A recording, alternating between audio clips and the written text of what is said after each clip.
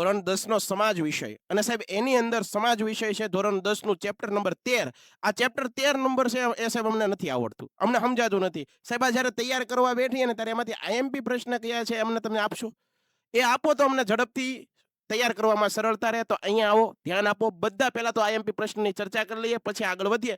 તો પહેલો જ પ્રશ્ન છે, તમને ભારતમાં લોખંડ પોલાદ ઉદ્યોગ વિશે સમજૂતી આપો. આ પ્રશ્ન પરીક્ષામાં ડેફિનેટ પૂછાશે. એના પછીનો બીજો પ્રશ્ન છે પર્યાવરણીય અતિક્રમણ.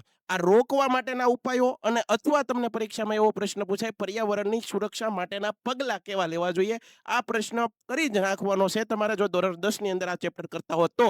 ભારતમાં સુતરાઉ કાપડ ઉદ્યોગ કરવાનો છે, ભારતના ખાંડ ઉદ્યોગ ફરજિયાત કરવાનો છે, પ્લાસ્ટિક ઉદ્યોગ કરવાનો છે, સિમેન્ટ ઉદ્યોગ, ઔદ્યોગિક પ્રદૂષણ વિશે જણાવો. આ પણ તમારે કરી નાખવાનું છે. અને ઉદ્યોગોનું વર્ગીકરણ, very very very most IMP ઉદ્યોગોનું વર્ગીકરણ.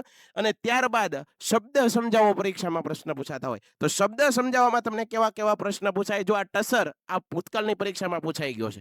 ટસર એ રેશમનો પ્રકાર છે. હવે એવું ન હોય કે ટસરની સિવાય બીજું પણ પૂછી શકાય. ઈરી, મુગા અને શેતુર આ પણ શું છે, રેશમના પ્રકાર છે. ખાલી આટલો જ જવાબ લખવાનો છે. પ્રશ્ન પૂછાય શબ્દ સમજાવો તો તમારે લખવાનું કે રેશમના પ્રકાર છે. ત્યારબાદ આ પૂરું નામ પૂછાય છે સ્ટીલ ઓથોરિટી ઓફ ઇન્ડિયા, બરોબર. સ્ટીલ ઓથોરિટી ઓફ ઇન્ડિયા આ નામ પૂછાય છે. Bharat electronics limited, electronics limited આ પ્રશ્ન પણ પૂછાય છે, યાદ રાખજો. ત્યારબાદ અગત્યના બીજા પ્રશ્નની વાત કરીએ તો વાત કરીએ ડેનિમ સિટી ઓફ ઇન્ડિયા. આ જ ચેપ્ટરમાંથી પ્રશ્ન પૂછાય છે. અમદાવાદ તરીકે ઓળખાય, ભારતનું માન્ચેસ્ટર અથવા બોસ્ટન તરીકે અમદાવાદને ઓળખાય, કાપડ ઉદ્યોગનું વિશ્વ મહાનગર તરીકે પણ મુંબઈ અને સનરાઈઝ ઇન્ડસ્ટ્રી તરીકે પ્લાસ્ટિક ઉદ્યોગને ઓળખવામાં આવે છે. હવે વાત રહી સાહેબ, તમે આઈએમપી પ્રશ્ન આપી દીધા, આઈએમપી પ્રશ્ન આપ્યા સાથે સાથે શબ્દ સમજાવો કેવા પ્રશ્ન પૂછાય એ પણ આપી દીધા. હવે આ ચેપ્ટરના માર્ક્સ કેટલા સાહેબ એ અમને કહી ગયો. તો આ ચેપ્ટર છે એ તમને બોર્ડની પરીક્ષાની અંદર કુલ 4 માર્કનું પૂછાવાનું. એમાં વિભાગ બી ની અંદર 2 માર્કના 2 પ્રશ્ન અને 1 માર્કનો નકશો, આમ કરીને કુલ 5 માર્ક,